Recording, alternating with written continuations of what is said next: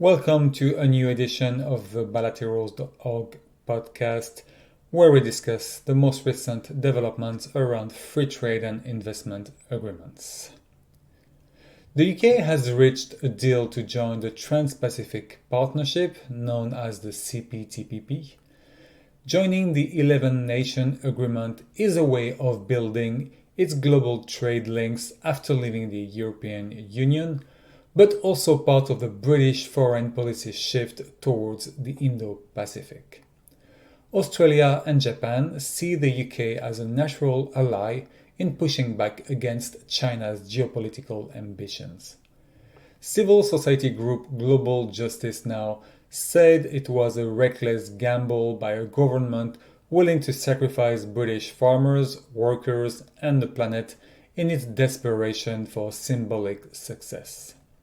It added that the deal will let multinational corporations sue the UK government for introducing policies that hurt their profits, which could include almost anything that helps the country meet its net zero climate targets.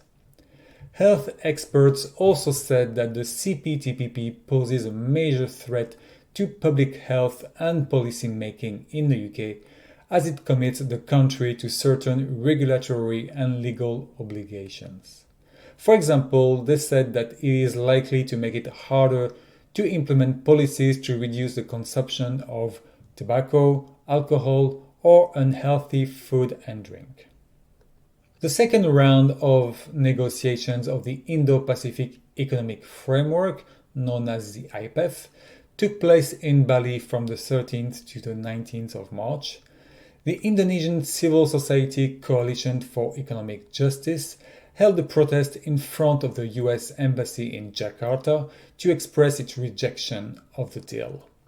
Following the launch of the IPEF, the US government released a report containing a list of priorities for the reduction of non-tariff barriers, which the IPEF seeks to promote through the harmonization of a number of policies and regulations that the US considers as technical barriers to trade. Social movements stated that these efforts to harmonize policies through the IPEF could cause problems and have far-reaching effects.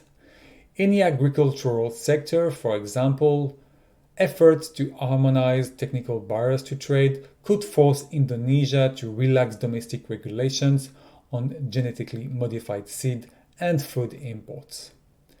For the movements, the IPEF is a US enterprise for hegemonic domination and the continuation of the Cold War.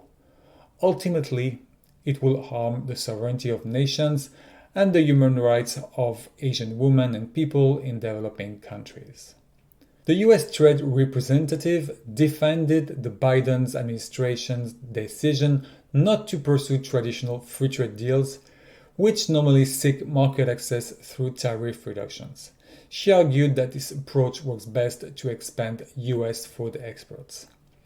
It is the basis for US trade engagements such as the IPEF, the America's Partnership for Economic Prosperity, and the proposed trade deal with Kenya.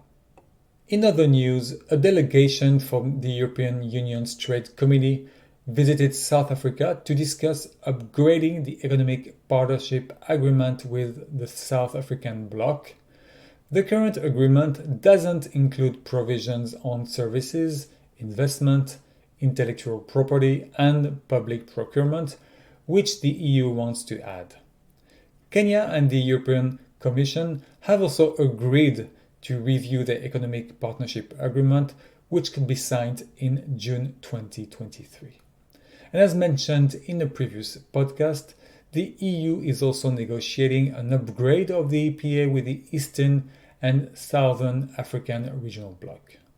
Last month, leaked documents revealed that the proposed annex to the EU-Mercosur agreement, supposedly designed to protect the environment, climate, and human rights, does nothing of the sort. Friends of the Earth Europe said that instead of offering real change, the proposed joint instrument only offers cosmetic, aspirational, and unenforceable adjustments. They added that there are no measures to address deforestation, climate change, human rights abuses, or animal welfare. The EU-Mercosur agreement is still actively pushing South America towards ecological collapse, propping up a destructive neocolonial economic system and fueling social inequalities. Critics from the Palestinian Solidarity Organizations to countries of the Global South have slammed Canada for its casual response to the recent killing of over 80 Palestinians. They said that they should be more focused on the Canada-Israel Free Trade Agreement, which is a political and economic tool for normalizing Israeli injustice. They accused the trade deal of directly and indirectly facilitating Israeli apartheid. The agreement is silent on whether products made in illegal Israeli settlement can benefit from preferential access to the Canadian market. They say it actually appears to encourage it.